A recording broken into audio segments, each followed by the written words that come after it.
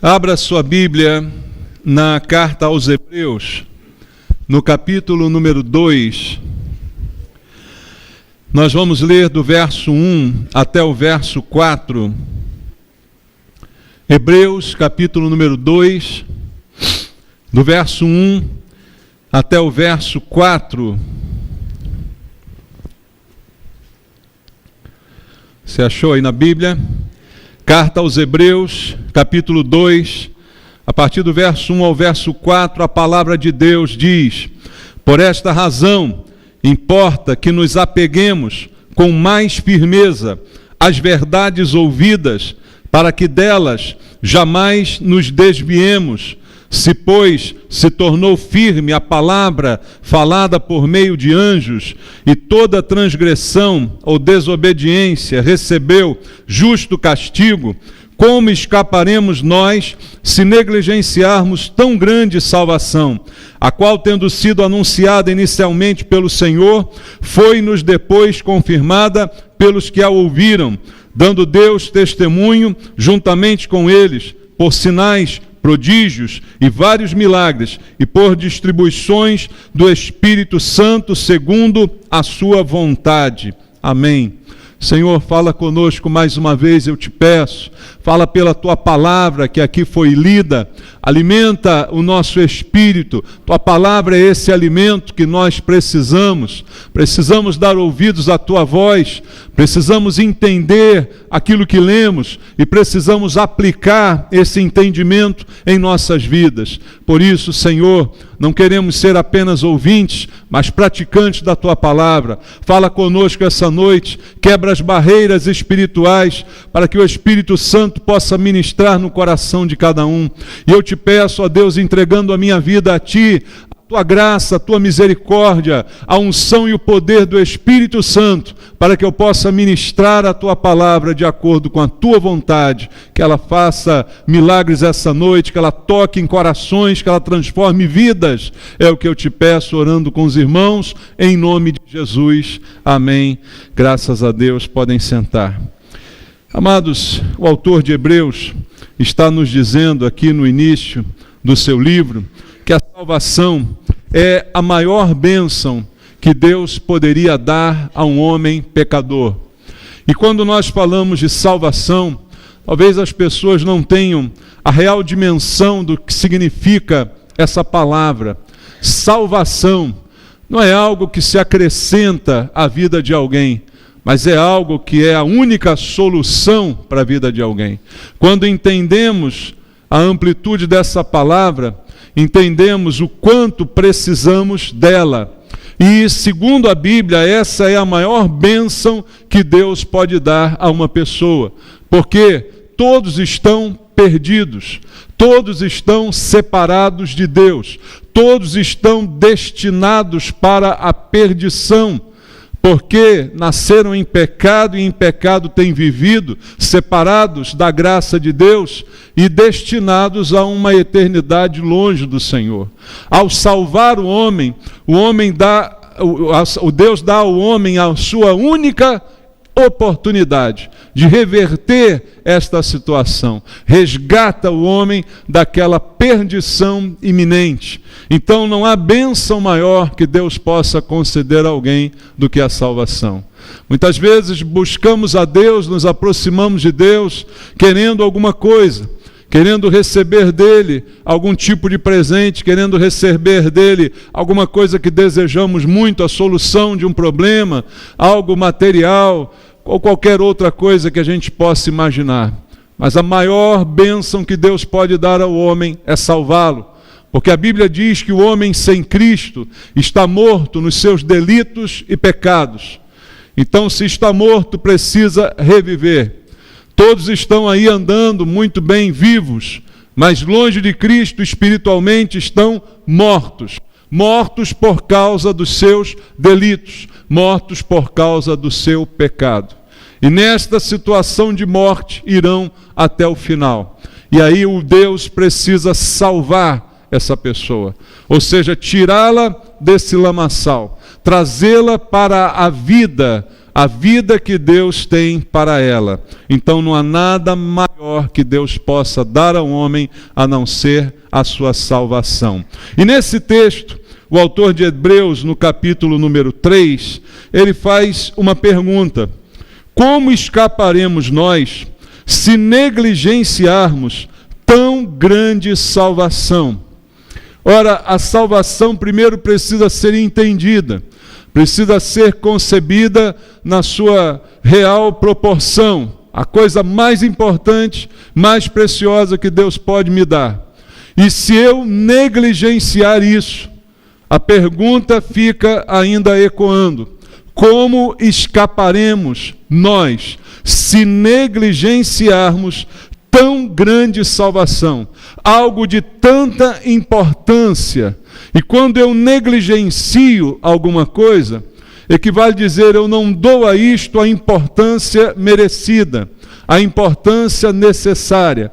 Eu trato com desdém, eu trato como algo qualquer. A negligência é deixar de fazer aquilo que eu sei que deveria ter feito, é deixar de cuidar daquilo que estava ao meu alcance. Isso é a negligência. E a Bíblia diz: como vamos escapar se simplesmente negligenciarmos algo de tamanha importância? Como ele diz, tão grande salvação. E aí a pergunta fica ainda para nós respondermos: como vamos escapar se negligenciarmos isso? E quantos hoje que nós conhecemos têm negligenciado a salvação? Como escaparão? É a pergunta que não quer calar. Pessoas negligenciam a salvação. Primeiro por achar que não precisam dela, que estão muito bem consigo mesmas, que estão muito bem com o seu procedimento, não se julgam fazendo nada de errado, não se julgam merecedores de nenhum tipo de condenação, se acham pessoas boas. Nesta forma estão negligenciando a salvação, porque estou dizendo simplesmente que ela não é para mim. Salvação é para aquele que está muito ruim, é para aquele que está realmente muito perdido, e eu não estou assim tão ruim. Eu sou uma pessoa boa, eu não faço mal a ninguém. Quantas vezes já ouvi esse tipo de frase, não é? Eu não tenho coragem nem de matar uma barata. Quantas pessoas afirmam essas coisas se achando boas, achando que não necessitam salvação, porque pelo seu próprio procedimento já se consideram dignas desta situação. Então, na verdade, o homem, ao fazer isso, está incorrendo nesse erro, está negligenciando a tão grande salvação oferecida por Deus. Se houvesse outro caminho, se houvesse outra chance, se houvesse outra maneira, Jesus não precisaria ter morrido na cruz, mas ele morreu na cruz para salvar a todos, porque a Bíblia diz para nós que todos precisam desta salvação. A primeira coisa que o homem precisa entender, precisa se conscientizar, é que ele precisa ser salvo. Enquanto o homem não achar que precisa ser salvo, a salvação não é para ele.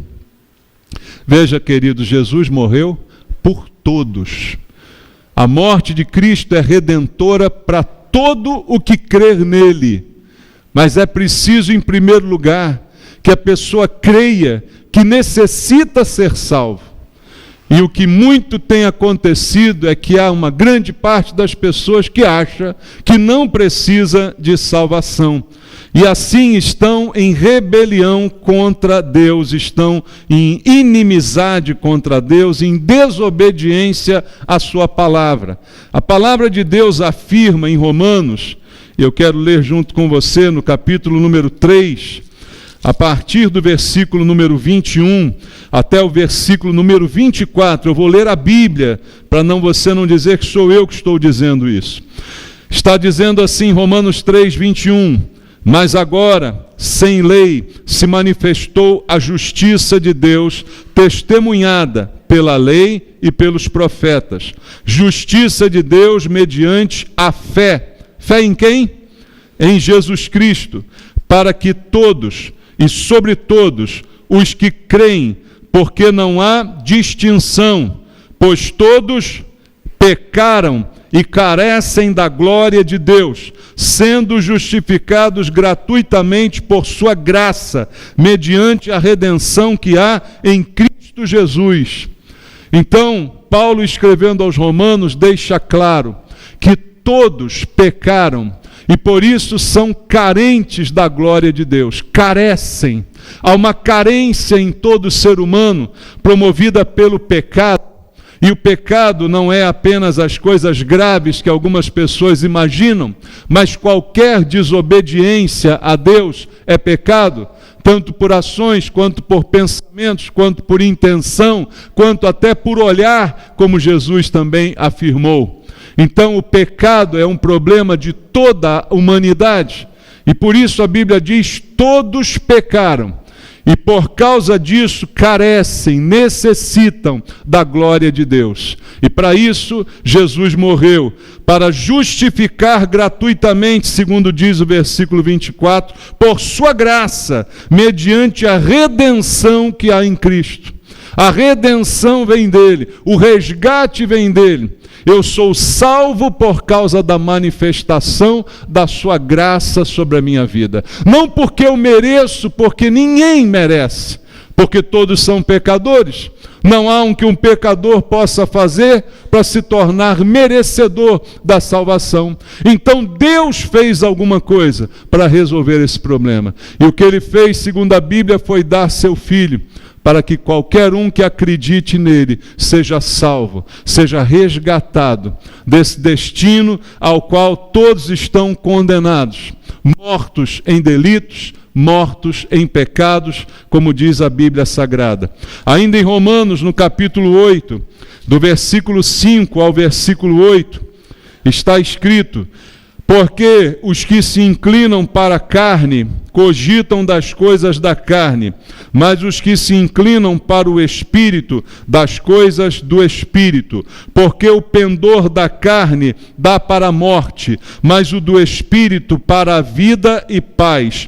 Por isso, o pendor da carne é inimizade contra Deus, pois não está sujeito à lei de Deus, nem mesmo pode estar. Portanto, os que estão na carne não podem agradar a Deus. E quem são os que estão na carne? Toda a humanidade. Toda a humanidade que vive em função dos seus desejos, que vive em função da satisfação de si mesmos. Todos que vivem assim estão na carne e por isso não podem agradar a Deus. E como resultado, o que diz a Bíblia é que estão em inimizade contra Deus. Então veja, não há um estado intermediário em que eu não seja nem amigo nem inimigo de Deus. Eu sou neutro. Eu não tenho intimidade com Deus, mas também não sou contrário a Ele. Não existe isso. O que a Bíblia diz, ou eu sou amigo de Deus, ou eu sou inimigo de Deus. Ou eu estou com Ele, ou eu estou sem Ele completamente. E sem Ele, estou perdido. Estou em inimizade contra Ele. Então não consigo de forma nenhuma agradá-lo. Essa é a realidade apresentada para nós pela Bíblia Sagrada. Por isso, o autor de Hebreus diz: como escaparemos se negligenciarmos tão grande salvação? Algo que é tão necessário para todos. Como vamos escapar se simplesmente ignorarmos isto? E o que a Bíblia diz é que todos estão incluídos nessa necessidade, como nós lemos em Romanos 3:23. Todos pecaram e carecem da glória de Deus. Então eu creio que o que a Bíblia está dizendo é que todo ser humano está em perigo. Como eu falei hoje pela manhã, aliás, se você não ouviu a mensagem de manhã, ouça pela internet. Todos que estão vivendo de maneira inconsequente estão em perigo. Estão vivendo e agindo como loucos, como se estivessem seguros na beira de um precipício. Um perigo iminente é o que afirma a Bíblia Sagrada. Como escaparemos? É a pergunta que nos é feita pelo autor de Hebreus. E esse perigo é tão grande, tão iminente, que deve ser tratado aqui e agora. em Hebreus, no capítulo 9, no versículo 27. Leia junto comigo o que diz a palavra de Deus. Hebreus, capítulo número 9, vamos voltar à carta aos Hebreus, no capítulo número 9, no versículo número 27. Veja o que está escrito na palavra do Senhor. E assim, como aos homens está ordenado morrerem uma só vez, vindo depois disto o quê? O juízo. Quantas vidas você tem? Uma só. Quantas vezes você vai morrer? Uma vez só. E depois dessa única vida e desta única morte, o juízo. Ou seja, o perigo é iminente, o perigo é agora. E muitas vezes filosofias e religiões são inventadas pelo homem com o intuito de amenizar essa realidade, com o intuito de postergar a decisão que precisa ser imediata. A falsa sensação de segurança é o que dá ao homem algumas filosofias, alguns pensamentos religiosos. Não, está tudo bem na sua vida. Você é uma pessoa boa, você tem feito caridade. Se não der certo nessa, na outra você volta e tenta mais um pouquinho. Na outra você volta e tenta melhorar um bocadinho. Se dessa vez você não está conseguindo fazer direito, vai ter uma outra chance. Você vai morrer e vai de novo reencarnar e alguma coisa vai melhorar, você vai ter uma nova oportunidade. Se não foi tão bem, vai descer um pouquinho, mas na outra você melhora. Sempre uma ilusão na tentativa de dar sossego àquele que está em perigo iminente. Dar paz àquele que está vivendo sob risco constante. Mas o que a palavra de Deus diz ao homem está ordenado morrer uma só vez e após isto o juízo. Não há ilusão de que há outra oportunidade. Não há ilusão de que há um estado intermediário entre a morte e o juízo. Algumas outras filosofias religiosas apontam para um lugar intermediário, um purgatório onde você vai purgar os pecados que não conseguiu resolver nessa vida, onde você vai de alguma forma pagar fisicamente algo que Jesus já pagou por você no seu próprio físico, na sua própria carne. Morreu, sofreu por nós, levou na cruz os nossos pecados, como diz a Bíblia, mas o homem inventa a solução para amenizar a consciência, para trazer paz aonde não há paz, para trazer esperança aonde não há esperança. A vida é essa agora, e a decisão é a que tomamos hoje, porque após a única morte, haverá um único juízo. Não tem outra chance, não tem um tempo, não tem uma oportunidade. Oportunidade é hoje. Por isso a Bíblia diz, eis aí o tempo da oportunidade. Eis aí a oportunidade agora, Deus está te dando. A oportunidade é nesse momento em que você está ouvindo a palavra de Deus, deixar que ela penetre no teu coração, te convença do pecado, como diz a Bíblia, o Espírito Santo convence o homem do quê? Do pecado, da justiça e do juízo.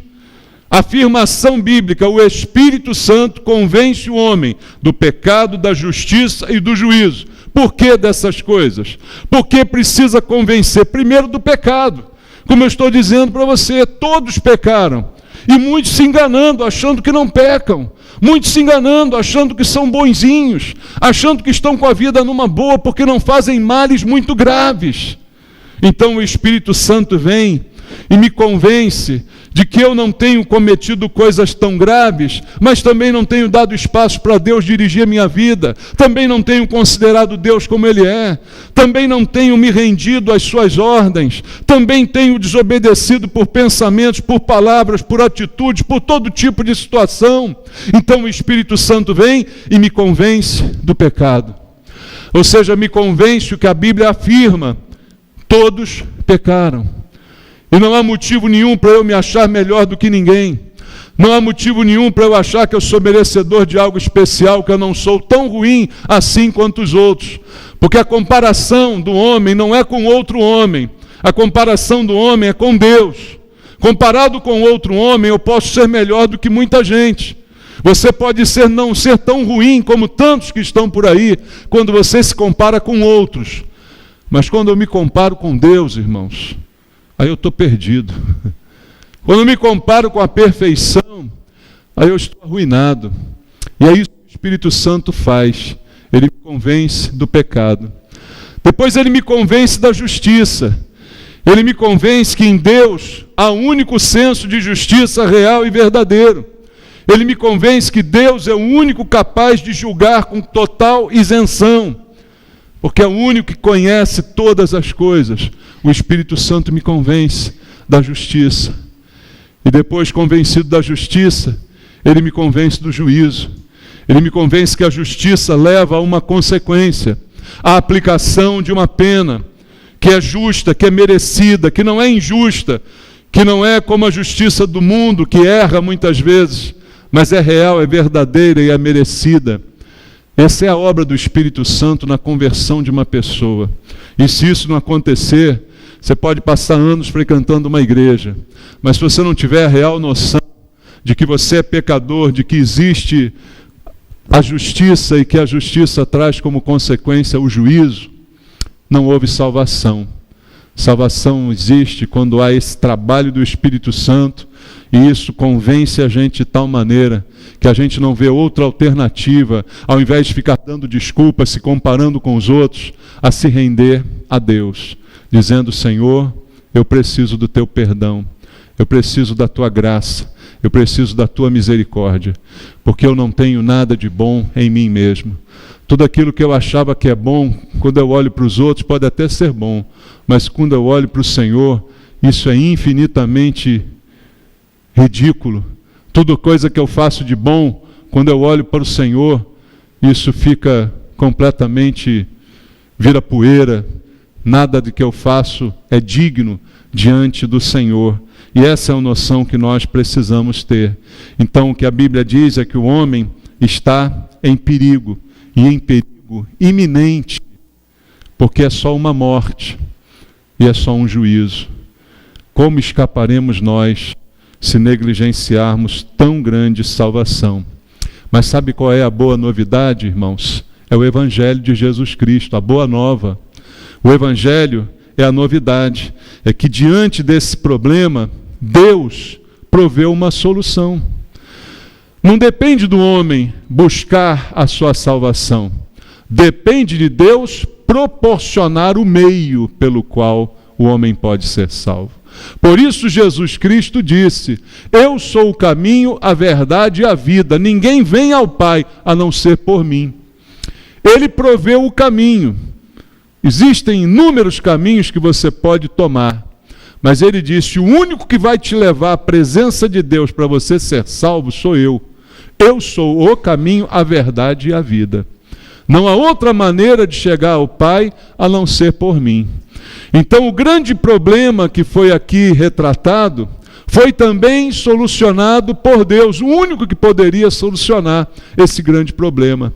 E a Bíblia diz lá em João capítulo 3, versículo 16: porque Deus amou ao mundo de tal maneira que deu seu Filho unigênito, para que todo aquele que nele crê não pereça, mas tenha a vida eterna. Amor sobrenatural, amor por quem não merece amor. Essa foi a motivação de Deus para prover o escape, para prover a saída, a solução para o problema do homem. Eu te amei e eu dei a você o meu Filho, para que você simplesmente creia nele, e aí você seja salvo.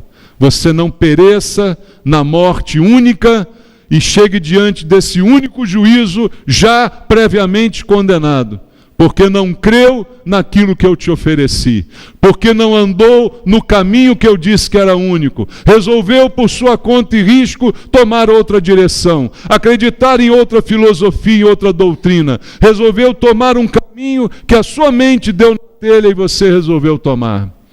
Mas se você vier pelo caminho que é Jesus, ele disse: você chegará ao Pai, porque ele morreu para que você tenha vida. A Bíblia diz também na carta de Paulo a Tito, no capítulo 3, vamos ler Tito, capítulo número 3, versículo 3 ao versículo 7. O apóstolo Paulo diz assim: pois nós também, outrora, éramos nécios, desobedientes, desgarrados, escravos de toda sorte de paixões e prazeres, vivendo em malícia, inveja, odiosos e odiando-nos uns aos outros. Quando, porém, se manifestou a benignidade de Deus, nosso Salvador, e o seu amor para com todos, não por obras de justiça praticadas por nós, mas segundo sua misericórdia, ele nos salvou, mediante o lavar regenerador e renovador do Espírito Santo, que ele derramou sobre nós ricamente por meio de Jesus Cristo, nosso Salvador, a fim de que, justificados por graça, nos tornemos seus herdeiros, segundo a esperança da vida eterna. Veja o retrato que Paulo faz aqui da salvação, da condição miserável do homem, que todos nós enfrentamos, que é a realidade de todos, até daqueles que se dizem sem pecado. Paulo diz: olha, antes eu era religioso, mas eu sabia lá no fundo da minha consciência que eu era nécio, desobediente, desgarrado, escravo de paixões, de prazeres, vivendo em malícia, inveja, odiando, sendo odiado, odiando uns aos outros. Esse é o retrato. A pessoa que se acha mais santa, mais correta, enfrenta essas lutas. Lá no seu íntimo, ela sabe que muitas vezes inveja alguém, muitas vezes ela sabe que ama muito algumas pessoas, mas também odeia muito outras. Tem as suas manias, tem os seus problemas, é desobediente, é escravo de paixões, tem coisas que dominam o seu coração. Entretanto, se acha boa, se acha merecedora de alguma coisa. A salvação não é para quem merece, é para quem acredita em Jesus Cristo. É para quem acredita e desiste de buscar algum merecimento e acredita que precisa da graça, precisa da misericórdia, quando se manifestou a benignidade de Deus, o seu amor para com todos, não por obras de justiça praticadas por nós, mas segundo a sua misericórdia, ele nos salvou mediante o lavar regenerador e renovador do Espírito Santo. Não foi através de um bem feito de ninguém, não foi através de uma obra de caridade, não foi através de uma realização humanitária, mas foi através da graça e da misericórdia de Deus. Não é por obras de justiça que alguém será salvo. Por isso o autor de Hebreus continua perguntando: como escaparemos nós se negligenciarmos tão grande salvação? Como eu disse aqui, foi dito por Deus, ele proveu o meio, ele proveu a solução, ele deu seu filho. Foi um ato de doação. Então é algo realmente vindo de Deus. Mas a salvação, queridos, ela é de graça, sim, mas ela teve um preço, e um preço muito alto, um preço para aquele que pagou por ela. Eu não pago nada por ela, eu apenas creio. Mas isso não quer dizer que ela é barata, porque ela custou muito caro para quem a providenciou para nós. E eu quero ler com você 1 de João, capítulo 1, versículo 7, para que a gente entenda o preço que está envolvido nisso. 1 de João, capítulo 1, verso 7, diz assim: se porém andarmos na luz, como ele está na luz, mantemos comunhão uns com os outros, e o sangue de Jesus, seu Filho, nos purifica de quê? De todo pecado. Qual foi o preço da salvação? O sangue de Jesus, Filho de Deus. Houve um preço de sangue pago para que eu fosse purificado de todo pecado. Para mim é de graça, mas para o Senhor custou muito caro. Como escapar se eu negligenciar tudo isso? Negligenciar a minha necessidade, negligenciar o investimento que Deus fez para me salvar? Como escapar é a pergunta. Então, a conclusão é que recusar essa oferta, que é gratuita. Deus não está cobrando nada de mim, apenas está dizendo: todo aquele que nele crê não vai perecer, mas terá a vida eterna. Então, não há um preço sendo cobrado, apenas uma decisão sendo estabelecida, sendo requerida, e recusar aquilo que eu recebo de graça, mas que custou tão caro para aquele que está me dando gratuitamente algo tão valioso. Qual é a consequência disso? A gente pergunta. Volta lá na carta aos Hebreus, leia comigo o capítulo 10, o versículo 28 e o versículo 29. Veja o que diz a Bíblia Sagrada. Versículo 28 do capítulo 10 de Hebreus: sem misericórdia morre pelo depoimento de 2 ou 3 testemunhas quem tiver rejeitado a lei de Moisés. É o que ele cita sobre a lei. 2 ou 3 testemunhas, rejeitou a lei, seria morto. De quanto mais severo castigo, julgai vós, será considerado digno aquele que calcou aos pés o Filho de Deus e profanou o sangue da aliança, com o qual foi santificado, e ultrajou o Espírito da graça. A pergunta, de novo, ele ensina em forma de pergunta: como será a reação daquele que faz isso? Daquele que simplesmente ignora o que fez Jesus, profana o sangue que foi derramado em meu favor, aquele que simplesmente vai ultrajar a graça que está sendo oferecida. Deus está dando a chance, Deus está proporcionando a saída de graça, não porque eu mereço, mas porque Ele é bom e é Deus, e eu estou dizendo: não quero saber disso. Como escapar? Qual o castigo para isso? Pergunta o autor de Hebreus. No Antigo Testamento ele diz: 2 a 3 testemunhas testemunhavam a desobediência e a punição era a morte. E agora, como é que você acha que vai escapar alguém que faça uma coisa desse tipo? É a pergunta que ele está aqui nos fazendo. Ainda em Hebreus capítulo 12, versículo 25, está escrito assim, leia: Tende o quê? Cuidado, não recuseis ao que fala, pois se não escaparam aqueles que recusaram ouvir quem divinamente os advertia sobre a terra, muito menos nós, os que nos desviamos daquele que dos céus nos adverte. Olha a recomendação: cuidado, cuidado, não recuse ao que está falando. Quem está falando não sou eu, é o Espírito Santo de Deus. Eu estou lendo com você a Bíblia. Ele está falando ao seu coração a respeito de coisas celestiais. E a Bíblia está dizendo: tenha cuidado. Não recuse este que te adverte sobre coisas celestiais. Não recuse esta advertência que tem o poder de salvar. Ele fala: não escaparam aqueles que se recusaram a ouvir quem os advertia sobre a terra. Falando dos profetas. Quantos profetas foram levantados, deram conselhos, disseram: cuidado, não vá por aí, não faça isso, e não deram ouvidos, não escaparam. E aí ele diz: e agora? Muito menos nós, que nos desviamos daquele que nos adverte do céu. Como escaparemos? Como vamos escapar se simplesmente ignoramos todas estas coisas? Essa é a pergunta. Mas não é por medo que alguém deve receber a proposta. Não é por medo de não escapar, mas é por reconhecer o amor, por reconhecer a graça, por desistir de tentar merecer alguma coisa por mérito, por desistir de negar que é pecador, por simplesmente desistir de continuar achando que por alguma obra sua consiga resolver esse problema.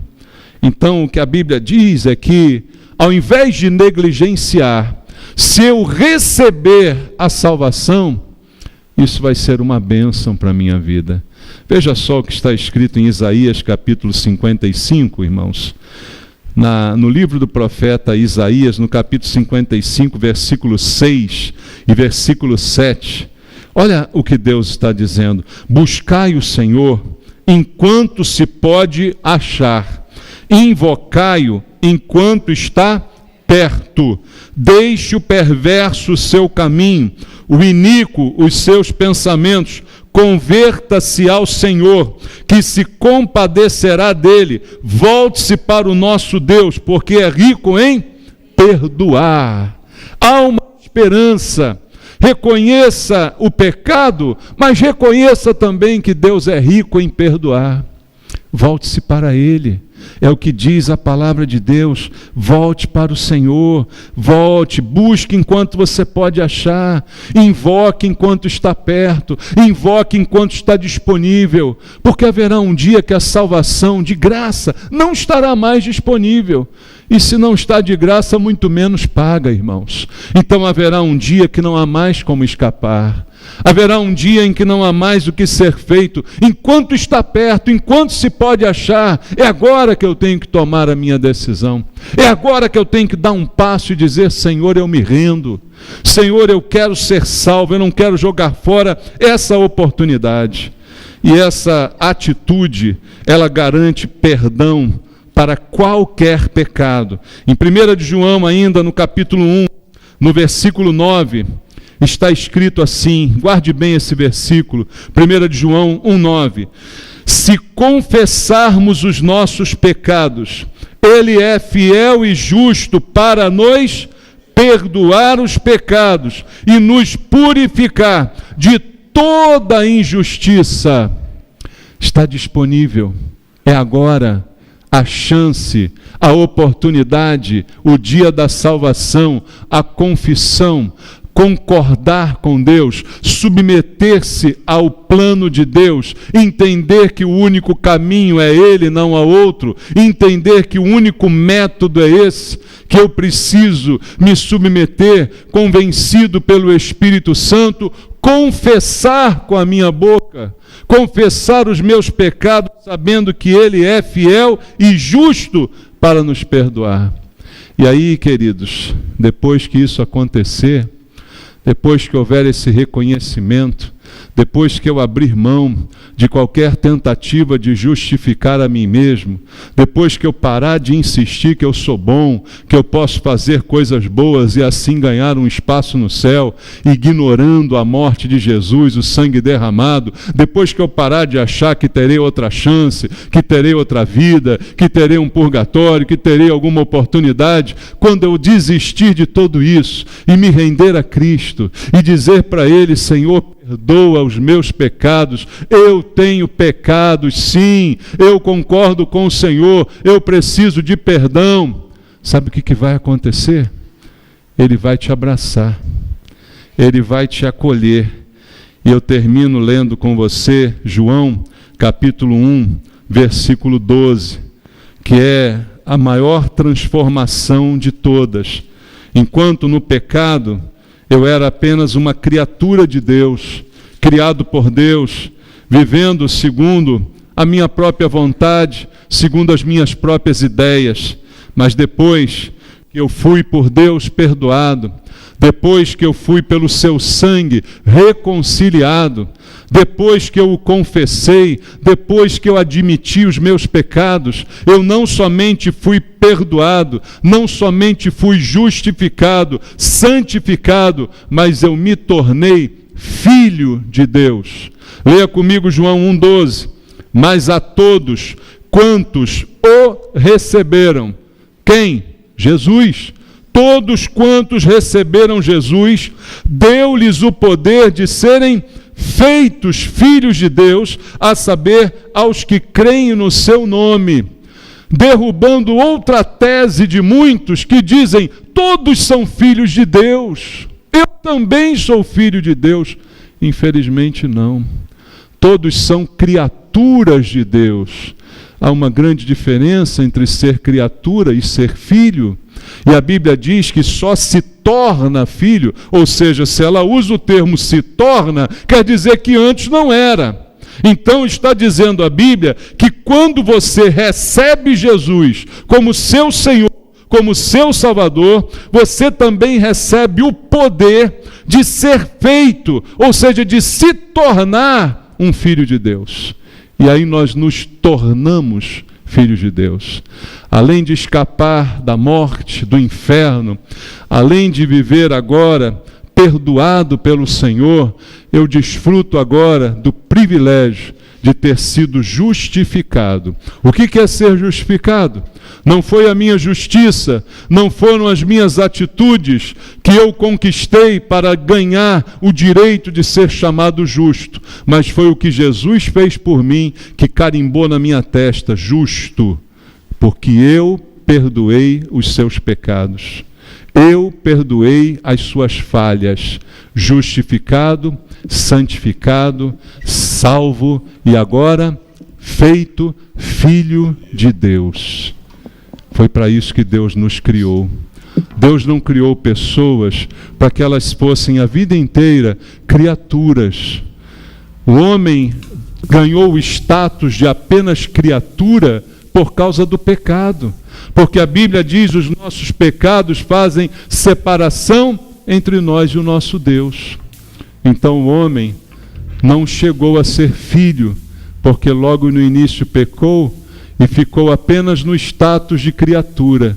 Mas agora é oferecida a todos a oportunidade de serem filhos. Mas a pergunta do autor de Hebreus continua ecoando: como escaparemos nós se negligenciarmos tão grande salvação? Como vamos escapar? Não há escapatória. Feche seus olhos, vamos orar ao Senhor agora.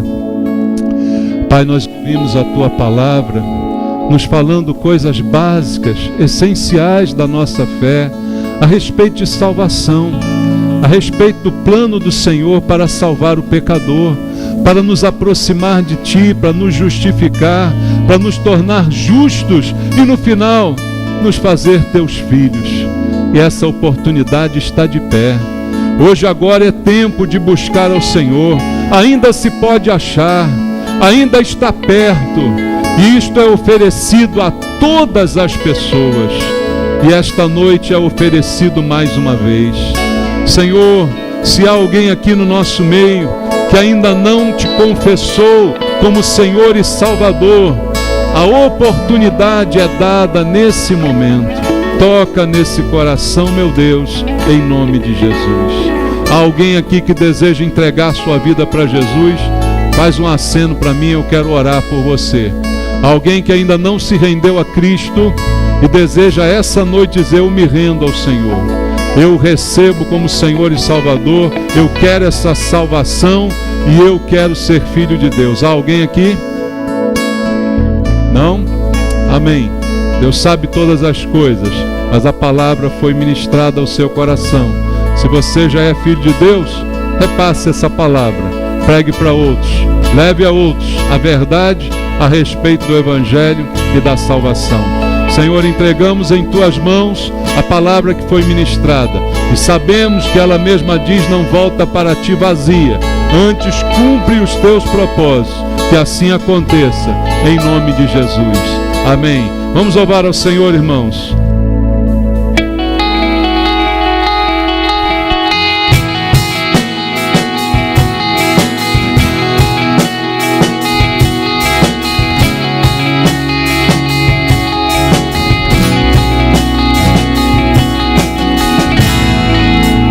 Todos necessitam de um amor perfeito, perdão e compaixão. Todos necessitam de graça e esperança, de um Deus que salva.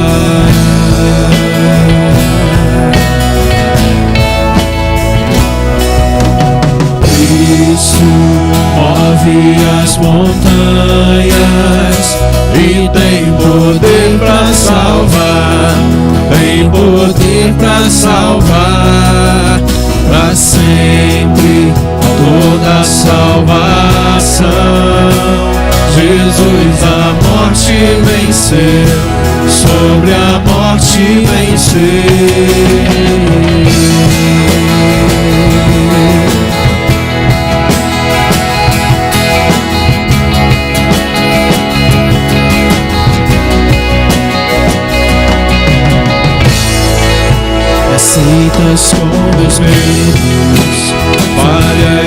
temores. Enche o meu viver, minha vida entrego para seguir teus passos. A ti me rendo.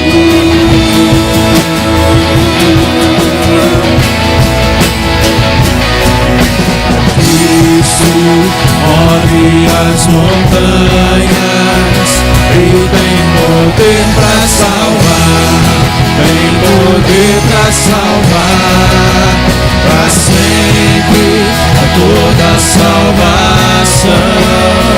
Jesus a morte venceu, sobre a morte venceu. Cristo move as montanhas e tem poder para salvar, tem poder para salvar, para sempre a toda salvação. Jesus a morte venceu, sobre a morte venceu. Nosso mundo brilhará a luz, cantamos para a glória do Senhor Jesus. Nosso mundo brilhará a luz, cantamos para a glória do Senhor Jesus.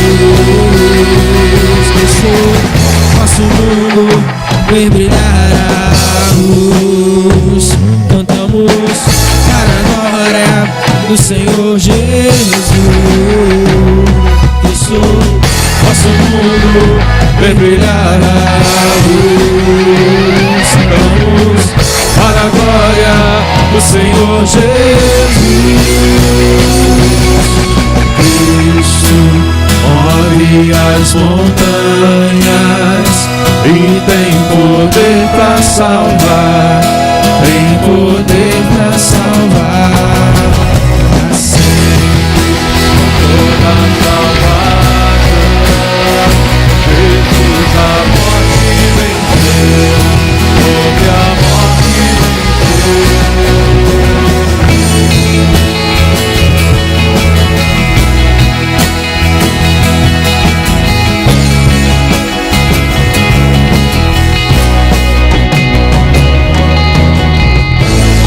Glória a Deus. Obrigado, Jesus. Recebe o nosso culto essa noite. Glória ao nome do Senhor.